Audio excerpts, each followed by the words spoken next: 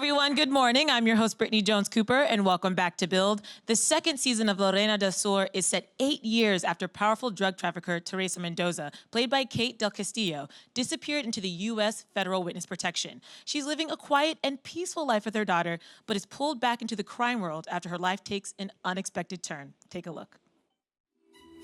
Nos vamos a vivir a un mundo nuevo. Yo creo podemos ver el nuevo amanecer de un nuevo día. Yo pienso que tú y yo podemos ser felices todavía si nos dejan buscar. ¡Mamá! ¡Mamá! ¡Ayuda, mamá!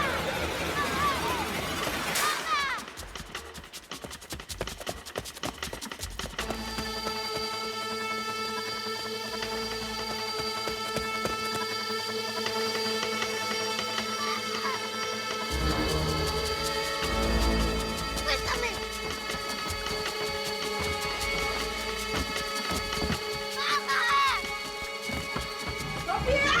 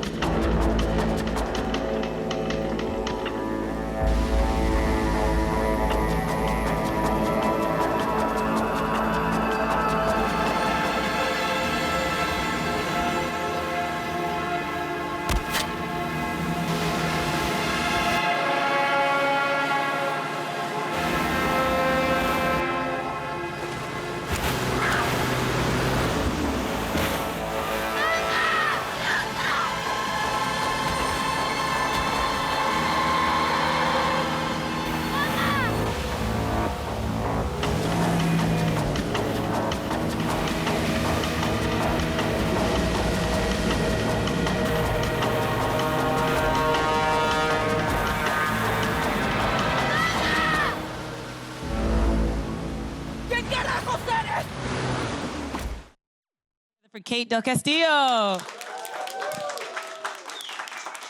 Thank you. Listen to that energy. I need that on a rainy New York City morning. Right? People are so excited for this show to come back. But I want to go back sort of to the beginning a little bit because this was a hit on Telemundo when it aired. Yeah. But now we are 8 years later, it's coming back. Why that gap of time? Why did it take so long?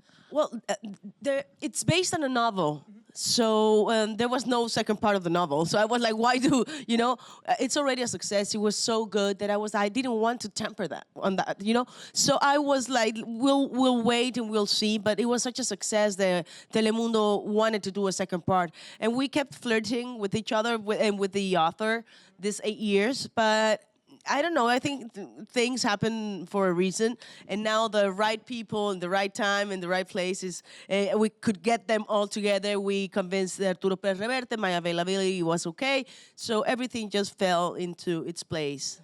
And what was the process with getting that script together? When did that finally start kind of happening? And you could see that a second season was possible. Well, we went to Spain to see Arturo, and when he actually wrote the whole structure of the new season. So he was pitching me the story, which was really crazy because I'm a huge fan, and with the adapter, with the other writer, so they knew exactly. And he's behind every single episode, and he gave us the whole structure. So that for me is like the best because if you don't have a good story, it doesn't matter anything else.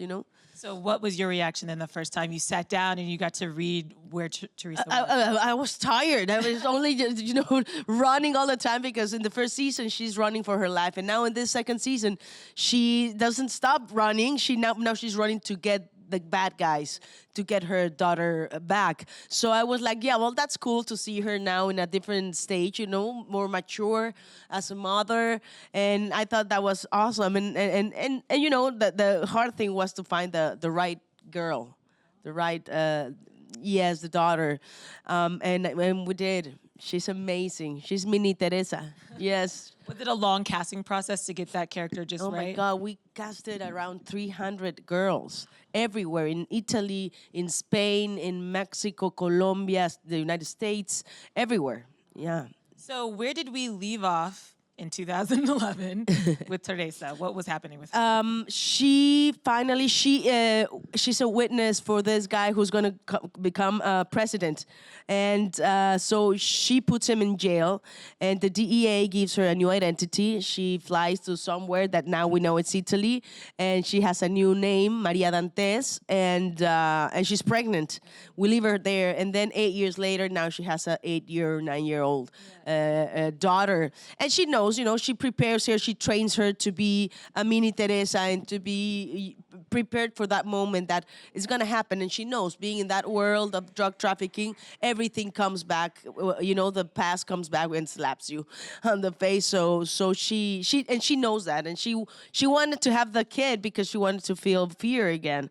And hell, she's gonna feel fear again. That's deep. She wanted to feel fear again, because when you go back to the beginning, she kind of just happened into this world. This isn't something she was seeking out, right? She was sort of a victim at first. Yeah, she is. And then she really rose up. And I think that's part of why people loves her, because at the end of the day, she's still a victim. She doesn't victimize herself, which is different, and she's a survivor now, but she is in a world that she never asked for, and she made it through the end, and she made it, it's being number one, in a man's world, being this strong and independent woman, and we don't see those kind of characters much. So, okay, she does wrong, but she's flawed in every single way, and I think that's why people love her. She's human. Yeah. Like you said, I think we're used to seeing men playing these anti-heroes, like Breaking Bad, but to have a woman who is complex and complicated, and you're rooting for her, even though maybe some of the things she isn't doing is great, it's kind of fun, and probably why you were so excited for her to come back. Yes, and it's a lot of pressure. I mean, for me, it is to play her again, because she's such an icon now, and a lot of women have asked me and sends me, letters and everything saying that, thanks to Teresa Mendoza, they stood up for, for many reasons and for many other things, and that I'm gonna be independent because of Teresa and this and that. So I love that about her, because it's not about what she does, about her being a drug trafficker. It's about the woman she is, and I think we all women, we all have a Teresa Mendoza inside of us, and we should just put it out there. You mentioned that pressure because of how much people love her, but did that approach how you approached her? Did that change how you approached her in season 2 now? Like, did you approach her differently? What did you kind of bring back? I tried to bring back exactly the same Teresa Mendoza, because that's the fun part about her. There's a lot of humor, even though she's a tragic woman. No, her life is tragic. But I wanted to keep the Mexicanity, if that's a word. All the little Mexican things that I think they're a lot of fun and that they love. And now being with my daughter, is like, I am not gonna treat her like she is a kid, it's like we're adults, and she treats her like that, and she trains her, and they although I didn't have a lot of scenes with her, because most of the time we're separated, there's a lot of flashbacks when I'm training her, but we had a great chemistry that you had to see. So she's been growing up with her for the last 9 years, only the two of them. You say training, and this is a really physical role. I mean, you're running and you're diving and you're shooting. So what sort of prep did you have to do to get back into Teresa? Well, I was afraid that I wasn't gonna get there, but at the end of the day, I don't know, magic happens all the time when you do a play. It's like, please, is this gonna happen or not? And then suddenly it happens, and I think I have Teresa very, very inside of me, deep inside of me, and she just came out. It's a role that I've loved for many, many years, and have changed my life in so many ways, my personal and my professional life. Yeah, let's talk about that. I mean, it's such a phenomenon, and that time has passed, and you've had a robust career since then. But what has been the biggest impact of Teresa on your life and this series on your life? I think at least in Mexico, I remember when I went back to Mexico after La Reina was over, it was like crazy. I couldn't go out anywhere. But not only because I mean I've done a lot of other things that were like a great success, but this was different. This time it was like with a lot of respect, with a lot of women. This series brought a lot of male audience too, and also the tequila sales went up among women, which is funny. Because my Teresa drinks tequila all the time, so it was kind of things that are very similar also to me, and being in Mexico, it was like really crazy, and it impacted me because sometimes they say, "Do you believe you are the character?" And I'm like, "No, you are the one who's believing that. You are the one who's believing that. I'm an actress. I leave every single role. I leave it on set. I don't take them with me. If not, can you imagine? I would be so many other things that I've done. You know, many other characters. But I think there's a lot of similarities between Teresa and myself. What are one or two of those similarities? Well, you know, first of all, we're both real Mexicans, and that was one of the things that I wanted for because I was a huge fan of the novel, and I wanted to play the Teresa for so long, but it was going to be a movie back then. And actually, Eva Mendes. Well, I think it went through a lot of actresses, and at the end, iba a ser Eva Mendes. And I was like, well, okay, but she's not, you know, I was like, no, I want the real thing. But anyways, and I forgot about it. And then they called me to do Teresa. It was like, it came to my hands after me pursuing it. And so that part that is very authentic. Las dos somos mexicanas. We both love tequila. We're both very bad spoken. We curse a lot. And Ditto. I also drink a lot of tequila, so okay, I good. love Teresa, yeah. Oh, I love it. Good for you. How is your tequila company going, by the way? It's going well. It's going on. We're only 3 years old, so we are very young, but it's getting there. We have 3. We have Blanco, Reposado Claro, and the Añejo is coming. It's really good. It's a great tequila. I love that was like a spinoff for you from this. You're like, you know what? Everybody needs tequila. Yes. Fantastic. Spread the love. Spread the love. You mentioned the audiences that came in after this show, and obviously the whole kind of huge headlines around El Chapo and all of that was a part of your life. And I know that you've stepped away from pursuing that project right now. And how does that feel for you to maybe just get back to you and to focus on your craft versus maybe that El Chapo story? Yeah, no, but it's just that I'm a little tired of the whole thing, you know. And they did already a lot of. I think there was a series and then a movie and a documentary, and that's fine. What I have would be different because it would come from his own mouth. But right now, I am tired of the whole situation. I'm tired of and plus he is incarcerated, and I think he can't see. I don't even know if his lawyer, I think only his lawyer and his wife.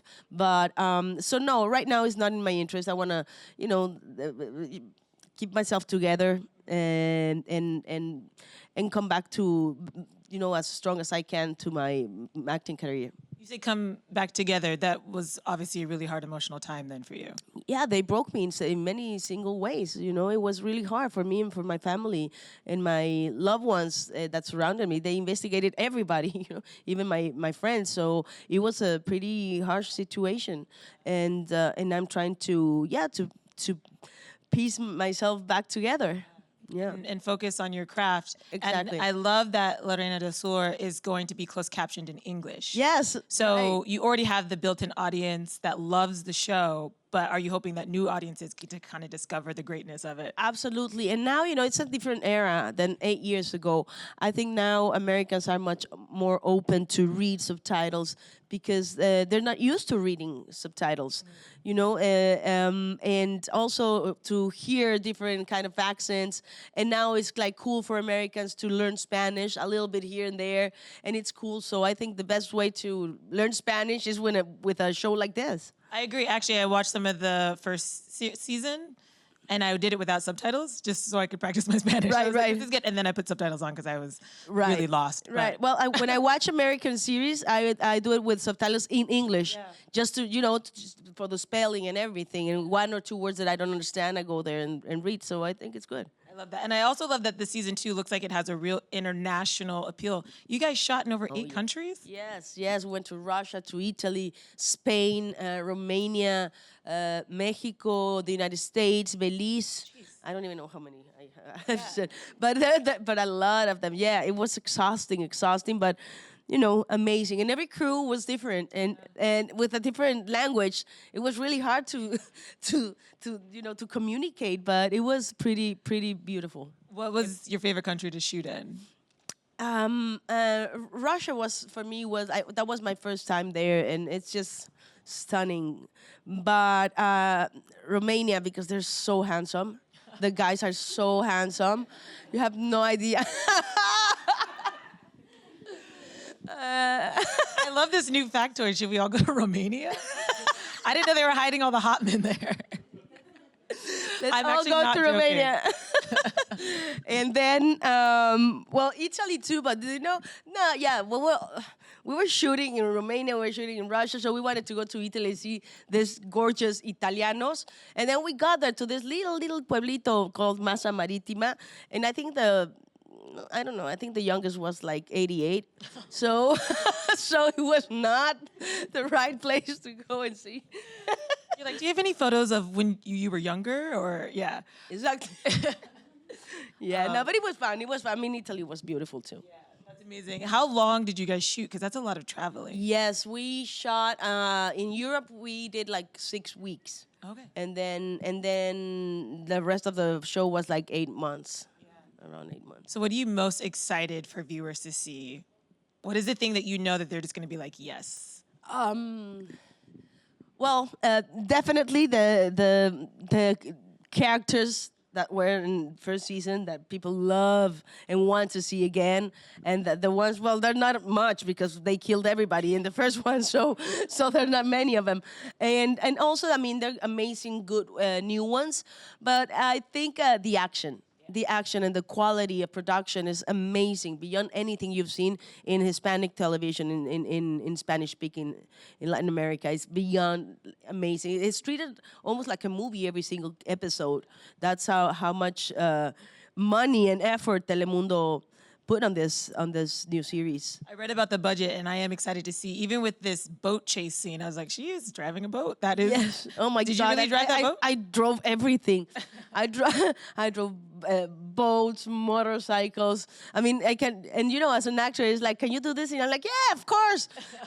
And I have my own motorcycle. I ride my own. I have a Ducati, but it's very different from a motocross. Yeah. It's like they're so tall, and I mean, I'm short, so it was an adventure to get on the stupid motorcycle. Yes, but I had a lot of fun. At least I'm in one piece. Yeah. And I know that you're into adrenaline type of thing, like motorcycles. And then you also follow the MMA, right? Yes. Which I think is so cool. And there's like an all-women's event coming up I was just reading about. The 26th is the first time. It's going to be only a women's lineup broadcast. So I'm very excited. It's called Las Reinas del Combate. And yes, I mean, I'm all into empowering women. And these women are not only fearless, but they're incredibly beautiful, smart, and they have amazing stories. So I want to sit on that board and make sure that they are paid the same as the men athlete. Absolutely. Would you ever get in that ring? Oh my God, I'm too old for that, but I could if there's a role. If there's a role there, yes, why not? Yeah. I know you're also shooting, and I know you probably can't share that much, but the new Bad Boys movie, right? Yes, I'm shooting. Actually, I'm in the middle of the production. We're shooting, and I'm tomorrow. I go back to finish the movie. Yeah. It's been amazing. This year has been amazing, and I can't be more grateful with life, with everything, and of course with Will Smith. he's just amazing. He's such a generous person and a generous actor. Yeah. And Martin Lawrence. It's been amazing. Can you tell us anything about your role? Oh my God, no. No, because then I'll have to kill you all. And I'm okay with that. No, I can't, but it's going to be a lot of fun. A lot of fun. Yeah, I can't wait for that movie. I think people are also so excited for that. I know, I'm a huge fan. Huge fan. Yes. Well, before we go, we do have a couple questions from the audience. Of course. So who do we have first? Hello. Oh my God, I'm so excited to see you. Thank you. First question, 8 years later, gonna overshadow. How were you able to prepare for your role with the new actors coming in? Did it feel natural to you, or it kind of took a little bit of work with the new actors? A little bit of both because it's been so big, the series, and some of them didn't know. Of course, they did their homework and they watched it before, but I don't think they really knew exactly how big it was. And so I always try to welcome all the actors and talk to them about how this and that goes and how she speaks and how she talks, and but they were amazing. I mean, there's an actor who's playing another act.